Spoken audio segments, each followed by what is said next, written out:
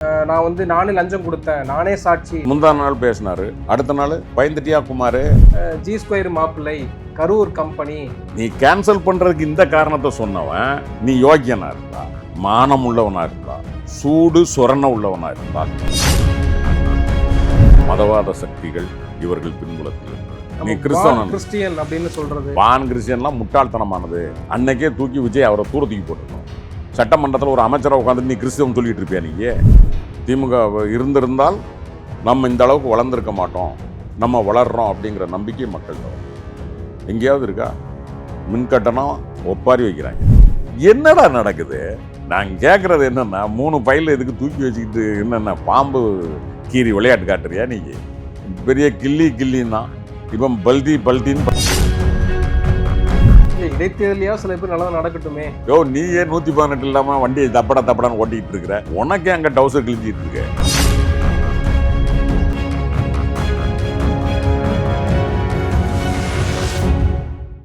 South beat நேயர்களுக்கு வணக்கம். இந்த நேர்காணலில் நாம் சந்திப்பவர் திராவிட முன்னேற்ற கழகத்தின் மாநிலங்களவை உறுப்பினர் திரு கான்ஸ்டன்டைன் ரவீந்திரன் அவர்கள். வணக்கம். வணக்கம்.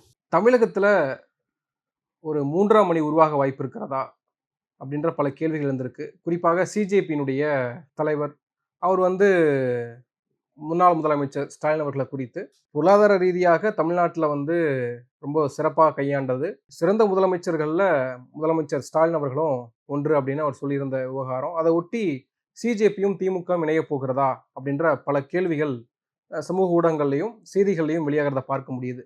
நீங்க என்ன நினைக்கிறீங்க? அதாவது அவர் தம்பி சிஜேபியினுடைய ஒருங்கிணைப்பாளர் சொல்லி இருப்பது என்பது அவராக சொன்ன வார்த்தை இல்லை. பத்திரிகைகளில் மிக தெளிவாக ஒன்றிய அரசினுடைய புள்ளி விவரத்திலிருந்து எடுத்து 4-5 முதலமைச்சர்கள் இதில் யாரெல்லாம் நல்லா பெர்ஃபார்ம் பண்ணியிருந்தாங்க அப்படிங்கிறதுல கல்வியிலும் பொருளாதாரத்திலும் தளபதி மு.க. ஸ்டாலின் அவர்களுடைய ஆட்சி நல்லா இருந்தது. அவர் வந்து முதல் இடத்துல இருந்தாங்க. அரவிந்த் கெஜ்ரிவால் பண்ணிகிட்டு இருந்தார், போட்டிருக்காங்க. அதில் இருந்து தான் தம்பி அதை எடுத்து அவரும் உணர்ந்த விஷயத்தை அவர் பேசியிருக்கிறார். ஸோ ஒரு உண்மையை பேசியதால் ஒரு கூட்டணிக்கு போகுமா என்றால் ஒரு உறவு துளிர்ப்பதற்கான வாய்ப்பு உண்டு, அதில் மாற்று கிடையாது.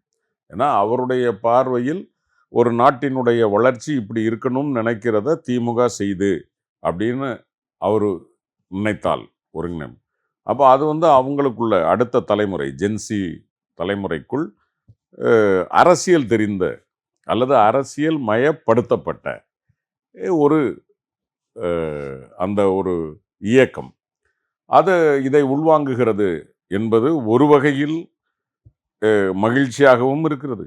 அடுத்த தலைமுறையில் இவ்வளவு தெளிவான சிந்தனையோடு பிள்ளைகள் வருகிறார்களே என்று. அதே நேரத்தில் தலைவரினுடைய அடுத்த கட்ட நகர்வு அல்லது இந்தியாவினுடைய அடுத்த கட்ட நகர்வு அப்படி எடுத்துப்போம், அதற்கான ஒரு முன்னுரையாக இதை பார்க்கலாம். இப்போ பொருளாதார ரீதியாக தமிழ்நாட்டை வந்து உயர்த்தியது, 2% இலக்கை வந்து கொண்டு போய் நிறுத்தியது அப்படின்றப்போ மக்கள் ஏன் தோற்கடிச்சாங்க, மீண்டும் ஆட்சியை வந்து அவங்களுக்கு கொடுக்க மறுத்தாங்கன்ற ஒரு கேள்வி வந்துருதுல அதில். ஆமாம், அது என்னென்னமா விஜயோட அந்த வெற்றி அப்படிங்கிறத ரைட் நீங்கள் எப்படி பார்த்துடக்கூடாதுன்னா, அது இன்னைக்கு நடந்த ஒரு நிகழ்வு அப்படின்னு பார்த்துடக்கூடாது. நீங்கள் அரசியலில் தமிழ்நாட்டினுடைய இந்த ஆட்சி மாற்றத்திற்கு பிறகு ஒரு பெரிய ஆய்வுகளே நடந்துகிட்டு இருக்கு, எப்படி இப்படி நடக்குது அப்படிங்கிறது. இதில் தற்கால தகவல் தொழில்நுட்பத்திற்கு ஒரு இடம் இருந்தாலும் ஏறத்தாழ கடந்த ஒரு 30 ஆண்டு காலம், அதாவது வைகோ, டாக்டர் ராமதாஸ், கேப்டன் விஜயகாந்த், சீமான், இப்படி பல பேரும் போட்ட உழைப்பு, பாஜக குறிப்பாக, இவங்க எல்லாரும் வந்து திமுக அதிமுகவிற்கு மாற்றாக ஒரு இது வேணுங்கிறத விதைச்சிக்கிட்டே வந்தாங்க. அந்த விளைச்சலினுடைய அறுவடை இப்பொழுது விஜய்க்கு கை கொடுத்திருக்கிறது. ஸோ மக்கள் மனசில் அந்த ஒரு இதை விதைத்து அவர்கள் கொண்டு வருகிற போது அவர்களுக்கு முழுவதுமாக இவரை ஒரு மாய பிம்பத்தை தகவல் தொழில்நுட்பத்தால் இவர்களால் கட்டியமைக்க முடிந்தது, எதுவுமே இல்லாமல். ஓகே, அதுக்கு அவருடைய பிரபலம், சினிமா பிரபலம் என்கிற அந்த ஒரு ஆயுதம் அவர்களுக்கு பயன்பட்டதே தவிர, மக்கள் வந்து இப்போ சராசரியா பார்த்தீங்கன்னா, எனக்கு தெரிஞ்சு இவங்க வந்து இந்த 2 திராவிட இயக்கத்தை அப்படின்னு இப்படின்லாம் பேசுறாங்க. பட் 1,35,00,000 ஓட்டு அதிமுக, 1,53,00,000 திமுக, இதுல இருந்து 15, ரைட். ஸோ பெரிய மார்ஜின் அப்படின்னு சொல்லிட முடியாது. 15 lakhs அப்படிங்கிறது ஒரு சிம்பிளா மாறக்கூடிய விஷயம். பட் இந்த மாற்றத்திற்கு ஏன் போனது அப்படின்னா, இதுக்கு நீங்க விஜய் மட்டுமே காரணம் என்பதை அறிவியல் அந்த அறிவியல் தளத்தோடு அரசியலை ஆய்வு செய்கிறவங்க ஒத்துக்கல. பெரும்பாலான ஆய்வு கட்டுரைகள்ல இது வந்து ஒரு அறுவடை, ஹார்வெஸ்டிங், அவ்வளோதான். இது விதைச்சது யாரு, எப்படி விளைஞ்சது, எப்படி பண்ணுனது அப்படிங்கிறதுல அவர்களுக்கு அதில் ஒரு கிரெடிட் இருக்கு. என்ன அப்படின்னா, அவருக்கு அந்த பிரபலமான இது இருந்தது வந்து அவர் மீதான ஒரு மாற்றத்திற்கு, சரி இவர்கிட்ட கொடுத்து பார்ப்போமே, இவருக்கு பார்ப்போமேன்னு கொடுத்துருக்காங்க, பார்ப்போம். ஆனால் ஆனா அவங்க தமிழ்நாட்டோட மட்டும் நிக்கல. அவங்க வந்து இந்திய அளவுக்கு தேசிய அரசியலும் இறங்க போறாங்க. குறிப்பாக வந்து நீங்க இப்ப தேசிய அரசியல்ல இருக்கீங்க, மாநில உறுப்பினரா இருக்கீங்க. இப்போ வட இந்தியாகள்ல மிகப்பெரிய அளவுக்கு இன்ஸ்டாகிராம்ல, ரீல்ஸ்ல, சமூக வலைதளங்கள்ல வந்து விஜய் தளபதின்னு சொல்லிட்டு நிறைய ரீல்ஸ் பார்க்க முடியும். இவரெல்லாம் சாதனை செய்திருக்கிறார், பசுவதை தடை செய்யப்பட்டிருக்கிறது அப்படின்னு நிறைய விஷயங்களை மேற்கோளிட்டு வரதெல்லாம் பார்க்க முடியுது. நிறைய ஃபேக் ரீல்ஸ், ப்ரொபகண்டா நடந்துட்டே இருக்கு. அப்போ அவங்க தமிழ்நாட்டோட மட்டும் நிக்கல, அவங்க இந்திய அரசியலுக்கும் தேசிய அரசியலுக்கும் போறாங்க. கேரளாவிலையும் வந்து கட்சி தொடங்க போறாங்க அப்படிலாம் செய்திகள் வருது. அது திமுக எப்படி பார்க்குது? இதை வந்து நம்ம பெருசா அவங்க வந்து அப்படி போறாங்க அப்படிங்கிறத விட காங்கிரஸ் தான் அதில் ரொம்ப வருத்தப்படும். நமக்கு ஒன்றும் இல்லை, சரியா? நம்மளுடைய பாதை தெளிவாக இருக்கிறது. இயக்கம் சார்ந்து சில முடிவுகள் எடுக்கப்பட்டிருக்கிறது, அரசியல் கொள்கை சார்ந்து அடுத்த முடிவுகள் எடுக்கப்படும். ஸோ இயக்கம் திராவிட முன்னேற்ற கழகம் தன் பாதையில் இயங்கி கொண்டே இருக்கும். இதில் இப்போ அவங்க வருத்தப்படணும்னா காங்கிரஸ் தான் வருத்தப்படணும். ஏன்னா அடுத்த பிரதமர் கேண்டிடேட்டாக விஜய் ஆரம்பித்தா அப்பவும் ஒருவேளை சொல்ல முடியாது தமிழ்நாடு காங்கிரஸ் விஜய்க்கு சப்போர்ட் பண்ணும், ஜெயிக்கணும் அப்படிங்கிறதுக்காக. ஏன்னா ஜெயிச்சதுனால தானே கொள்கையை விட்டுட்டு கூட்டணியை விட்டு போனாங்க.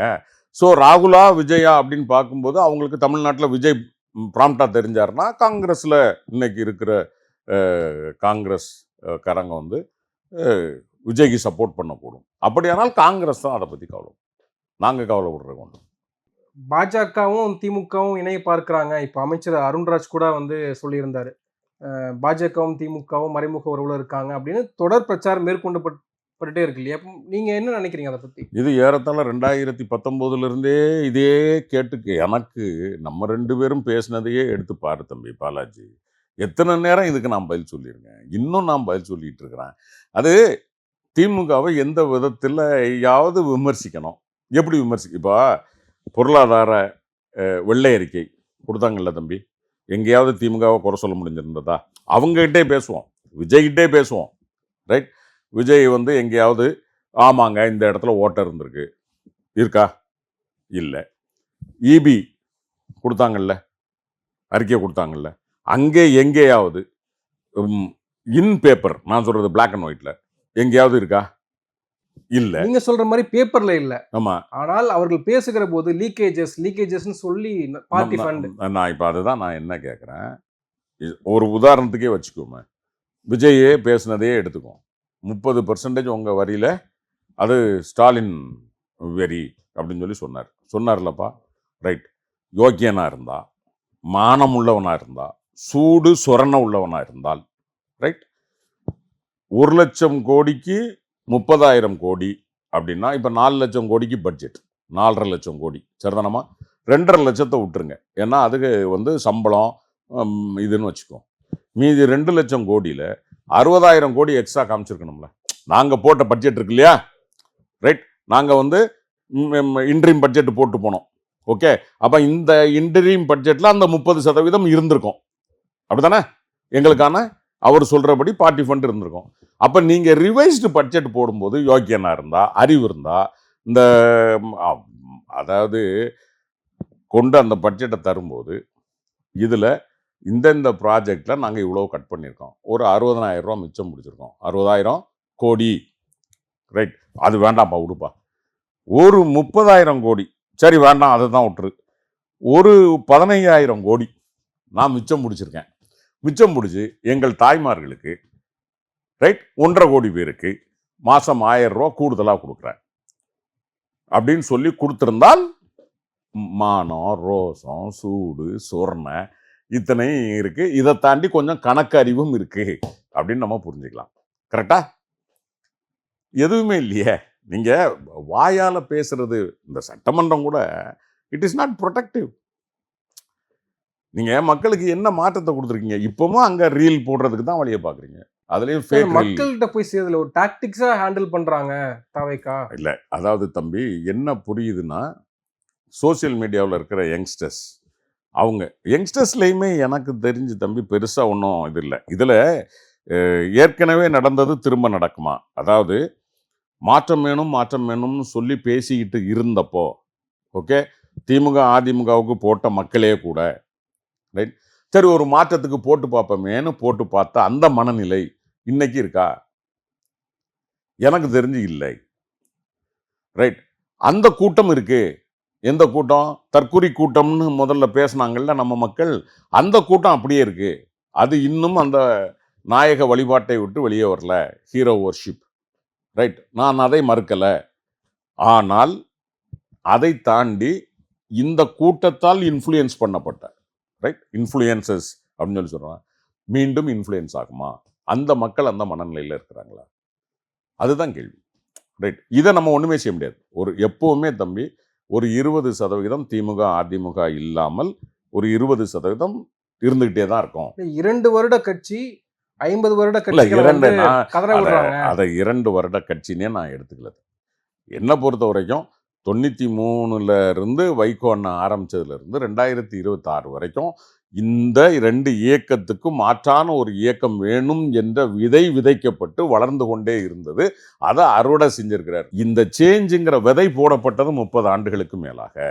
அது மெல்ல வந்து ஒரு ஹார்வெஸ்டிங் கொடுத்துருக்கு. அதை அவங்க வந்து பயன்படுத்திக்கிட்டாங்க. அதுல மாற்றம் இல்லை. அவருடைய பிரபலம் அதுக்கு கை கொடுத்தது, அவ்வளவுதானே தவிர. நாங்க திமுக அம்பலப்படுத்துறோம், நான் வந்து நானே லஞ்சம் கொடுத்தேன், நானே சாட்சி, நானே வந்து ஒரு இடத்துல போய் நானே முன்னாள் கல்வி அமைச்சருக்கு வந்து நான் லஞ்சம் கொடுத்தேன் அப்படின்னு இன்றைய நிதியமைச்சர் முந்தா நாள் பேசினாரு. அடுத்த நாள் பயந்துட்டியா குமாரு அப்படின்ல கொடுத்துருக்காரு ஸ்டேட்மெண்ட். இருக்கா இல்லையா? நானும் இல்லை, இது என்கிட்ட சொன்னாங்க, நான் அதை சொன்னேன், மற்றபடி நான் ஒன்றும் சொல்லலை. பேசியிருக்காரா இல்லையா தம்பி? முந்தின நாள் பேசுனதுக்கும் அடுத்த நாள் பேசுனதுக்குமான வித்தியாசம் தெரியுதா இல்லையா? நாட்டுக்கு தெரியுது இல்லை? அவ்வளோதான் இவங்க. நீங்க போய் எதை பேசுறது, எங்க பேசுறது, ஒரு அளவும் தெரிய மாட்டாங்க அவங்க. ஒரு சட்டமன்றம் நான் கூட சரி இது ஒரு அடுத்த தலைமுறை ஒரு மாற்றத்திற்கு வந்திருக்கு. அப்போ தரவுகளோடு பேசுவார்கள், ரைட், ஒரு டேட்டாவோட தரவுகளோட விவாதங்களில் ஒரு ஆரோக்கியத்தோட மாண்போடு ஒரு ஆரோக்கியமான ஒரு சட்டமன்றம். இந்த சட்டமன்றத்தை பார்த்தா ஓ பாடுறா அடுத்த தலைமுறை ப்ரூஃப் பண்ணிட்டானுங்க. கேவலமாக இருக்கு. எதை எடுத்தாலும் கையாமையா. நீ என்ன திமுகவை திட்டுறதுக்காகவாடா நீங்கள் ஆட்சி நடத்திக்கிட்டு இருக்கிறீங்க? நான் கேட்குறேன். ஏன்டா 8 கோடி தமிழர்களுக்காக ஆட்சி நடத்துறீங்களா? திமுக தலைவர்களையும் அமைச்சர்களையும் திட்டுறதுக்காக நீங்கள் ஆட்சி நடத்திட்டு இருக்கீங்களா? எனக்கு புரியலையே. சட்டமன்றத்தில் நான் பார்க்குறேன் தம்பி, எந்த கேள்விக்காக நீ நீ நீ நம்ம எதுக்காக சொல்கிறேன்னா, இனிமேல் நம்ம நான் கேட்குற ஒரே ஒரு கேள்விக்கு மட்டும் பதில் சார். இந்த அமைச்சர் இந்த இடத்துல இந்த கேள்விக்கு சொன்ன இந்த பதில் எனக்கு இன்ஸ்பைரிங்காக இருந்தது. ஒரு பத்திரிகையாளராக நாங்கள் 1000 எங்கள் தலைவர் கலைஞர்கிட்ட 1000 சொல்லுவோம், தளபதிகிட்ட சொல்லுவோம், அண்ணா கிட்ட சொல்லுவோம், ஈவன் எம்ஜிஆர் ஜெயலலிதாட்ட கூட இருந்திருக்கு, நான் மறுக்கல. ரைட், ஒரு கேள்வி பதில் சார், இந்த கேள்விக்கு வந்து அந்த அமைச்சர் சொன்னது எனக்கு வந்து ஒரு இன்ஸ்பைரிங்காக இருந்தது. இல்லை ஒரு சம்வாட் ஒரு லெவலில் வந்து மோர் தேன் ஆவரேஜ் ஆன்சர் சார், சொல்லு, நான் ஏற்றுக்கிறேன் தம்பி. நம்ம ஆட்சி மாதிரி எப்படி பார்க்குறேனே, இப்போ தங்கம் தென்னரசு வந்து ஏன் பரந்தூர் விமான நிலையம் நாங்கள் தேர்ந்தெடுத்தோம், அங்கே பரந்தூர்லேயே விமான நிலையம் வரணுன்றதுக்காக நான் பல காரணங்கள் எடுக்கிறாரு. ஏர்போர்ட் அத்தாரிட்டியிலேருந்து சிவில் ஏவியேஷன்லேருந்து எல்லாருமே என்னென்ன சொன்னாங்க, அவங்களுடைய பரிந்துரை என்னவாக இருந்தது, சென்னை முழுக்க இருந்து நார்த்து ஈஸ்ட்டு வெஸ்ட்டுன்னு போய் தேடி கடைசியில் பரந்தூரில் போய் தேர்ந்தெடுத்ததுக்கான காரணம் என்னன்னு அப்படின்னு பல விஷயங்கள் சொன்னார்.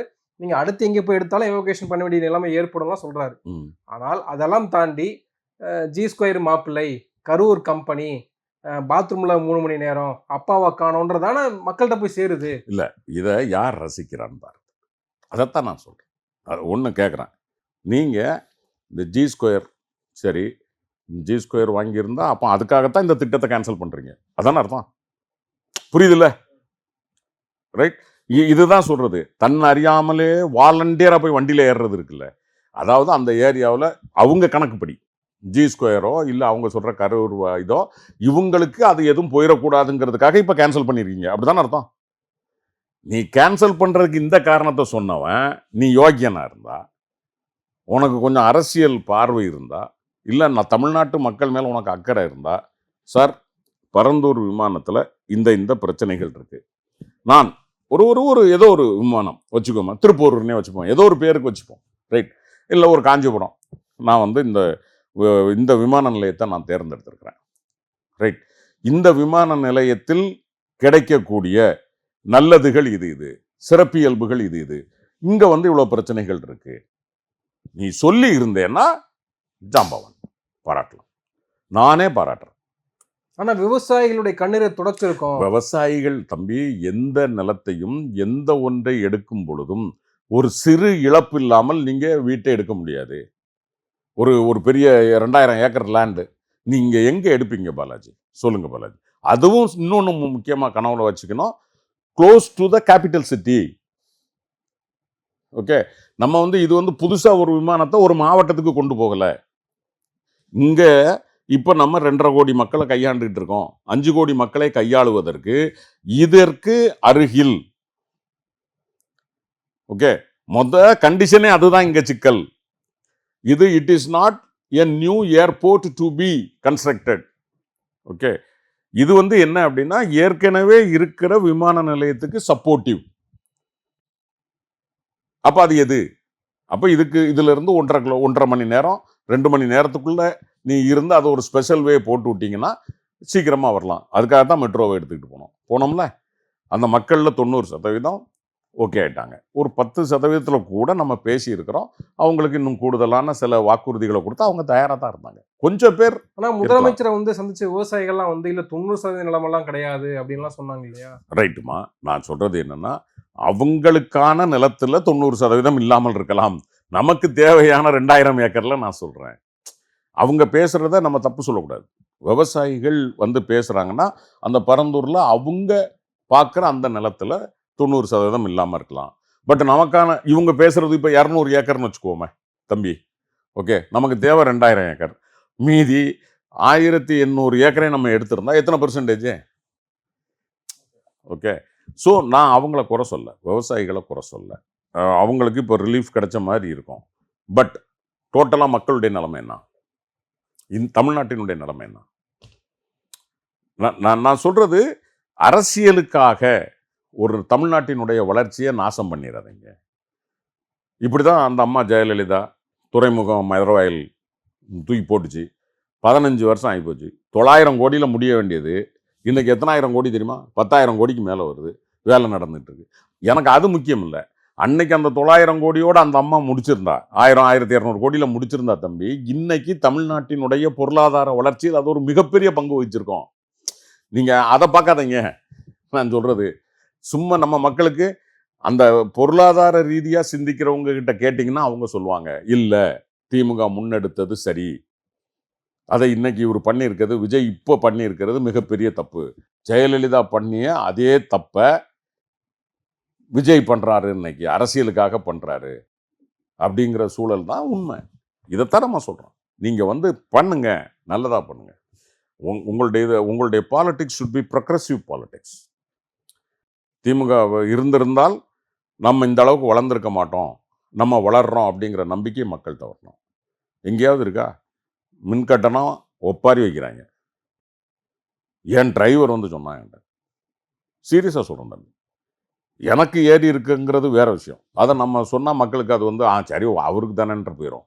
என் டிரைவர் வந்து சொன்னார், அண்ணா இந்த மாதிரி எனக்கு வந்து 3 மடங்கு அதிகமாக வந்திருக்குண்ணே, 1200 ரூபாயில் இருக்கும், 1200 ரூபாயில் அந்த அளவுக்குள்ள தான் கட்டுவோம் நாங்கள், தம்பி வீடு என் வீடெல்லாம் இருக்குது. அப்போ சிக்கல்கள் உருவாகிட்டே இருக்கு. நீங்கள் எப்படி மேனேஜ் பண்ண போகிறீங்க? பொருளாதாரத்தை இடிச்சு கட்டினீங்கன்னா இப்போ அந்த ஏரியா வந்து தம்பி நம்ம கொண்டு போன பரந்தூர் விமானம் இண்டஸ்ட்ரியல் ஹப், தொழிற்சாலைகளினுடைய மையத்தில் கிட்டத்தில் வருது. அப்போ டிரான்ஸ்போர்ட்டபிலிட்டி கார்கோ. இப்பவும் நான் சொல்கிறேன், மக்கள் போக்குவரத்தை விட ஃப்ளைட்டில் அதிகமாக யாருக்கு தான் எதில் தான் நிறைய வருமானம். குறைபாடுகள் இருந்தாலும் விஜயினுடைய பிம்பம் உடையல. மக்கள் மத்தியில விஜய்க்கான அந்த வேவ் அப்படின்றது அப்படியே தான் இருக்கு. இன்னும் அப்படி கூடிக்கிட்டு இருக்கு. யார் சொல்கிறா? சொல்கிறவங்க யார்? எனக்கு தெரிஞ்சு தம்பி அப்படிலாம் இல்லை. அப்படிலாம் இல்லை. அவங்க வந்து ஒரு டேமேஜ் கண்ட்ரோல் தெரியும் அவங்களுக்கு. நம்ம டேமேஜ் ஆகிட்டு இருக்கிறோம், கீழே போயிட்டு இருக்கோங்கிறதுனால தான் அவசர அவசரமாக 3 சிலிண்டர். எப்போ? அடுத்த பொங்கலுக்கு பிறகு.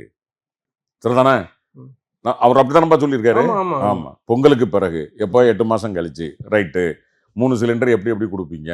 எதுவும் இல்லை. அறிவிப்பு ஒன்று இருக்கு. ஓகே. இல்ல நீங்க 20,000 ரூபாய் மாசம், அதாவது 2 லட்சம் ரூபாய்க்குள்ள வருட வருமானம் இருக்கக்கூடிய நபர்களுக்கு, நீங்க முதல்ல அப்படி சொன்னீங்களா?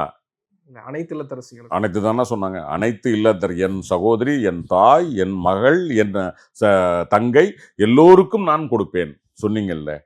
இப்போ முடிஞ்சிருக்கா? இல்ல ஒண்ணு திமுகவும் அதானே பண்ணீங்க. இல்ல, திமுக அதை பண்ணல தம்பி. ஒண்ணே ஒன்று தான். நாங்க சொன்ன ஒரே இடத்துல நீங்க திருப்பி பிடிச்ச ஒரே ஒரு இடம் இந்த 1000 ரூபா மட்டும்தான். ஓகே. அந்த 1000 ரூபாயில கூட 1.5 கோடி பேருக்கு நம்ம கடைசியா வந்து கொடுத்தோம். நாங்க டேக் ஆஃப் ஆனப்போ இருந்த பொருளாதார சூழல், ஜிடிபியினுடைய growth 0.47 இருந்தது. இன்னைக்கு ஜிடிபி growth எங்க இருக்கு? அப்போ உங்களால துணிஞ்சு செய்ய முடியும். அது மட்டும் இல்லை, நீங்க பெரிய யோக்கியன், பரம யோக்கியன். 30% கட் பண்ண போறீங்க. அப்போ 30% நீ பட்ஜெட்ல புதுசா வருமானம் கொண்டு வராமலேயே நம்ம பட்ஜெட்ல 4 லட்சம் கோடினா, நீங்க சொன்ன பொதுவான 2.5 லட்சம் கோடியை விட்டா கூட மீதி 2 லட்சம் கோடிக்கு 60,000 கோடி ரூபாய்க்கு நீங்க புது திட்டம் தீட்டியிருக்கணும். எங்க 6,000 கோடிக்கு கூட தீட்டலையே. மக்கள்கிட்ட பேருந்து என்ன சொன்னாங்க? எந்த பேருந்துல ஏறினாலும் சரி, வட சென்னையில் ஏறினா தென்குமரியில போய் இறங்கலாம் சொன்னாரா இல்லையா? அப்படியா இப்ப இருக்கு? இல்ல அது அதுலயும் ஒரு கிளாஸ் இருக்கு. அதான் சொல்றேன். அது இப்படி இப்படி இருக்கா? இல்ல. இப்ப என்ன பண்ணுவீங்க? ஏசி பஸ் இல்லாம மத்த பஸ்ஸுங்கிறாங்க. சரி, ரைட்டு, விட்டுவேன். அதுலயுமே எல்லாத்துலயும் போறதுக்கு இல்லை. இன்னும் சிக்கல் இருக்கு தம்பி. அது இது இன்னும் ஆணை ஒண்ணு என்னன்னா அறிவிப்பு, அறிவிப்புக்கு பிறகு ஆணை, ஆணைக்கு பிறகு அறிவிப்பு வந்து ஆணையாகி, ஆணை வந்து எக்ஸிக்யூஷனுக்கு போகணும், செயல்படுத்துகிற இடத்துக்கு போகணும். வரும்போது பார்ப்போம். ரைட். இது எல்லாமே வந்து என்னன்னா தம்பி, டேமேஜ் கண்ட்ரோல். நம்ம வந்து தாறுமாறாக நம்ம கீழே போயிட்டு இருக்கிறோம். எப்படியாவது கண்ட்ரோல் பண்ணணும் அப்படிங்கிறதுக்காக இந்த 3ஐயும் இப்போ அறிவிச்சு. முதலமைச்சர் டேபிள் மேல 3 ஃபைல்ஸ் இருக்கு, ஓப்பன் பண்ண வச்சிடாதீங்கன்னு சொல்றாரு. திமுகலாம் வந்து பயத்தில் இருக்காங்க, திமுக எம்எல்ஏக்கெல்லாம் அதிருப்தியில் இருக்காங்க. குறிப்பாக வந்து ஏவாவேலு, கே நேருலாம் பயத்தில் இருக்காங்க, பேச முடியல அவங்களால அப்படின்னு நிறைய தம்பி, இந்த வார்த்தையை சொல்லாத திமுக அல்லாத ஒரு கட்சியை சொல்லு. இந்திரா காந்தி அம்மையாருக்கும் இதை தான் சொன்னாங்க. எம்ஜிஆர் போனப்போ அவர் லாரியில் கொண்டு போய் கொடுத்தாருன்னாங்க. பாஜக கொண்டு போய் உங்களுக்கே தெரியும் சினிமா போட்டியில் கொண்டு போய் கொடுத்தாங்க. எடப்பாடி கொண்டு போய் கொடுத்தாரு. என்னடா நடக்குது? நான் கேட்குறது என்னன்னா, 3 ஃபைலில் இதுக்கு தூக்கி வச்சுக்கிட்டு என்னென்ன பாம்பு கீரி விளையாட்டு காட்டுறியா நீ? இங்கே பார் பாம்பு இருக்கிறதுன்னு. முதலமைச்சர்னா நீ இந்நேரம் அதாவது பெரிய கில்லின்னா இப்போ பல்ட்டின்னு அடிச்சுக்கிட்டு இருக்கிறாரு அவர். அதுக்குதான் நான் சொல்றது, அந்த 3 ஃபைல் இங்கே இருக்கு. எதுக்கு நீ சொல்லணும்? நீ யோக்கியம் தானப்பா. திமுக மேலே நடவடிக்கை எடுப்போம்னு தானப்பா நீ ஆட்சிக்கு வந்த. எவனாவது வெளியே சொல்லுவானா? இப்போ தம்பி, சாதாரணமாக யாரோ நம்மளில் ஒருத்தர் முதலமைச்சர், நம்ம வந்தால் முன்னாடி இருந்த ஒரு கட்சி தப்பு பண்ணியிருக்குன்னு தெரிஞ்சா நம்ம என்ன பண்ணுவோம்? அவங்களுக்கே தெரியாமல் அமைதியாக நடவடிக்கை எடுப்போம். இப்படி ஊருக்கெல்லாம் சொல்லிட்டு மேலம் கொட்டிட்டா எடுப்போம். அப்பவுமே தெரியல அங்கே ஒன்றும் இல்லை, குப்பைன்னு. இல்லை, இடைத்தேர்தலையா சில பேர் நல்லா நடக்கட்டுமே அப்படின்னு. சரி, இப்போ நீ யோக்கியமாக இருக்கிறான்னு கேட்குறான். நீ ஏன் 118 இல்லாமல் வண்டியை தப்படான்னு ஓட்டிகிட்டு இருக்கிற? இதில் ஏதாவது ஒரு நியாயம் இருக்கா? அதாவது நான் வந்து ஒரு 150 ஜெயிச்சுட்டு உட்காந்துருக்கேன்பா. விஜய் சொல்கிறாருன்னு வச்சுக்கோமே, நான் ஒரு 150 தொகுதி ஜெயிச்சிட்டேன், எனக்கு தோதுவான எதிர்கட்சி இல்லை, ஸோ நான் எதிர்கட்சிக்கு வாய்ப்பு கொடுக்குறேன்னா பரவாயில்ல. உனக்கே அங்கே டவுசர் கிழிஞ்சிட்டு இருக்க. இன்னைக்கா நாளைக்கான்னு தெரியல, கம்யூனிஸ்ட் இப்போ பிடுங்கிட்டு நிற்கிது. சரியா? இன்னும் அங்கே சிக்கல் வரும் தம்பி. நம்ம அதை பார்க்க வேண்டிய அவசியம் இல்லை. எப்படியோ நீ நடந்து போ. ஆனால் நீ பேசுகிற அளவுக்கு யோக்கியம் இல்லை, உனக்கு அந்த தெம்பும் இல்லைங்கிறக்காக சொல்கிறேன். திமுகவினுடைய கோர் ஓட் பேங்க் அப்படின்றது மைனாரிட்டி ஓட் பேங்க்னு சொல்லுவாங்க. ஆனால் அதில் பிரித்த அடி விழுந்திருக்கு. குறிப்பாக அது இன்னும் தக்க வைத்துக் கொள்வதற்காக கிறிஸ்துவ அடையாளத்தை வந்து தூக்கி பிடிக்குது தவைக்க அரசு. இப்போ குறிப்பாக மரிய வில்சன் வந்து வேளாங்கண்ணிக்கு போகிறது, ஜெபமாலையை வந்து நிதி அறிக்கை படிக்கிற போது தாக்கல் செய்கிற போது எடுத்துகிட்டு வர்றது, குறிப்பாக வந்து பைபிள் வசனங்களை வந்து சட்டமன்றத்தில் சொல்வது, இதையெல்லாம் வைத்து பார்க்கிற போது இந்த அரசு அதை வந்து வெளியே காட்டணும்னு நினைக்கிறாங்க, அந்த மக்களை தங்க கூட வச்சுக்கணும்னு நினைக்கிறாங்க அப்படின்ற மாதிரி தெரியுது இல்லையே, அதை எப்படி எதிர்கொள்ள போறீங்க? என்னை பொறுத்த வரைக்கும் ஜெபமாலையை உருட்டுனதுனால, பைபிளை படித்ததுனால எல்லாம் மக்கள் ஓட்டு போட்டுற மாட்டாங்க தம்பி. அதுக்கெல்லாம் மக்கள் ஓட்டு போட மாட்டாங்க. அந்த மாதிரி மக்கள் இல்லை அவங்க. ரைட். நீங்கள் வந்து ஜெபமாலையை உருட்டிட்டீங்க, இல்லைனா பைபிளை போட்டுட்டீங்க, இல்லைனா பைபிளை சொல்லிட்டீங்க அப்படிங்கிற. ஆனால் நான் சொல்லுகிறேன், இவர்கள் மிகப்பெரிய ஆபத்தை உருவாக்கி கொண்டிருக்கிறார்கள். இவர்கள் பின்புலத்தில், நான் மீண்டும் சொல்லுகிறேன், மதவாத சக்திகள் இவர்கள் பின்புலத்தில் இருக்கிறது. இது பிஜேபிக்கு தான் சப்போர்ட்டு. உன்கிட்ட கேட்டான் நான் எவனாவது? நான் கேட்குறேன், நீ கிறிஸ்டியன் அப்படின்னு சொல்றது, பான் கிறிஸ்டியன்லாம் முட்டாள்தனமானது. அன்னைக்கே தூக்கி விஜய் அவரை தூர தூக்கி போட்டுருக்கணும். சட்டமன்றத்தில் ஒரு அமைச்சரை உட்காந்துட்டு நீ கிறிஸ்தவம் சொல்லிட்டு இருப்பியா? நீ அப்படிதான் இது ஏத்தியா? எந்த மக்களுக்கும் எந்த அடையாளத்துக்கும் இல்லாமல் நான் உண்மையாக அரசியலமைப்பு சட்டத்துக்கு உண்மையாக உழைப்போம் தானே சொன்னேன். அப்படித்தானப்பா சொன்னேன். அப்படித்தானப்பா அவன் பதவி பிரமாணம் எடுத்துருக்கிறான். அப்புறம் எப்படிப்பா நாங்கள் கிறிஸ்தவம் சொல்லி தர்றான்? தூக்கி குப்பையில் போடணுமா இல்லையா? இங்கே கிறிஸ்தவனும் முஸ்லீமும் இந்தும் போய் உட்கார்றதுக்கு இல்லை சட்டமன்றம். தமிழ்நாட்டினுடைய தலைவர்கள் உட்கார்ற இடம் அது. அங்கே போய் நான் இன்னாருன்னு சொல்லிட்டு இருந்தானா முதல்ல தூக்கி வெளியே போடணும். என்ன கேட்டால் சபாநாயகர் அன்னைக்கே நடவடிக்கை எடுத்துருக்கணும். தப்பு அது. இங்கே நீங்கள் வந்து எந்த மூஞ்சையும் காட்ட வேண்டிய அவசியம் இல்லை. நீ நல்லா செய், இங்கே மக்கள் நல்லா ஓட்டு போடுவான். நீ அசிங்கமாக செஞ்சனா உனக்கு அசிங்கமாக தான் ஓட்டு போடுவான். நீ இந்த மாதிரி பேச விடுறதே தப்பு தம்பி. இதுதான் தமிழ்நாட்டில் வந்து மதவாதம் வளர்றதுக்கான வாய்ப்பை உருவாக்குறாங்க இவனுங்க. நாங்கள் பிஜேபி நாங்கள் சொல்கிறதுக்கு காரணமே நீ பாரு, இவனுங்க இன்னும் இந்த மதவாதத்தை வேறு லெவலுக்கு எடுத்துகிட்டு போகும்போது ஆட்டோமேட்டிக்காக சாதாரண மக்கள்கிட்ட என்ன வரும்? சாமானிய மக்களை யோசிப்போம். நீ நம்மளை மாதிரி வந்து பகுத்தறிவோடு சிந்திக்கிற அரசியல் சிந்தனையாளர்களை விட்டுருங்க. சாமானிய மக்கள்கிட்ட என்ன தோணும்? வர்றான் இவன் உட்காந்து கிறிஸ்தவம்னா அவன் சொல்கிறான், இவன் சொல்கிறான், எதுக்கு எடுத்தாலும் பைபிளை படிக்கிறான், அதுக்கு படிக்கிறாங்கிறான். அப்போ யாரை கொண்டு அடுத்தாலும் முதலமைச்சராக வைக்கணும்னு அவனுக்கு மனசில் ஒரு எண்ணம் வருமா வராதா? அதை விதைக்கிறது தான் இவனுங்க வேலை. அதனால் அங்கே பூரா அரட்டை அவசராக உட்காந்துட்டு இருக்குன்னு நான் சொல்லிட்டு இருக்கிறேன் உங்ககிட்ட. ஆனால் எல்லாருமே அங்கே இருக்காங்களே. இப்போ ஆர்எஸ்எஸ்லேருந்து வந்த நிர்மல்குமார் அங்கே இருக்காரு. ஆமாம், அதுதான் அந்த வேலை. அவர் சொல்லி கொடுத்தா இந்த வேலை நடக்குது. எல்லாருமே நீ எல்லாரும் கிறிஸ்டியன்னா பேசு, எவனாவது நான் இந்துன்னு பேசினானா? நிர்மல்குமார் பேசியிருக்கணும்ல. நான் தீவிரமான இந்து பேசினாரா? பேசல இல்லை. ரைட். எல்லாத்துக்கும் வாய மூடிக்கிட்டு இருக்காருல்ல விஜய். இந்த இடத்துலையாவது எந்திரிச்சு, நாம் மக்களினுடைய அமைச்சரவை, இது மதச்சார்பற்ற அமைச்சரவை, இங்கே நான் கிறிஸ்தவன் இந்து முஸ்லீம் என்று பேசுவதை நான் வன்மையாக கண்டிக்கிறேன். நான் கண்டிக்கவும் செய்கிறேன். இனிமேல் யாராவது பேசினால் தயவு தாட்சண்யம் பார்க்காமல் நான் தூக்கி வெளியே போடுவேன். பேசணும்ல, பேச மாட்டார்ல. ஏன்னா இவங்க அவங்களுடைய பகடைக்காய். மெல்ல அந்த மைனாரிட்டின்னு மூஞ்ச காமிச்சு இருக்கிற மக்களுக்கு ஒரு வெறுப்பை உண்டாக்கணும். அந்த வேலையை தான் இது பார்க்குறாங்க. அந்த வேலையை பார்க்குறதுக்கு தான் நம்ம கழிவறைத்துறை அமைச்சரா ஏதோ ஒரு பேர் போட்டிருக்காங்களே, நம்ம ஒரு பேர் போட்டிருக்காங்க, எனக்கு தெரியல, புதுசாக பேர் போட்டிருக்காங்க, சோசியல் மீடியாவில் ஏதோ போட்டுட்டு இருந்தாங்க. அவர் தான் அந்த வேலையை பார்த்துட்டு இருக்காருன்னு போட்டிருக்காங்க. நானா சொல்லலை, படித்ததை சொல்கிறேன் தம்பி.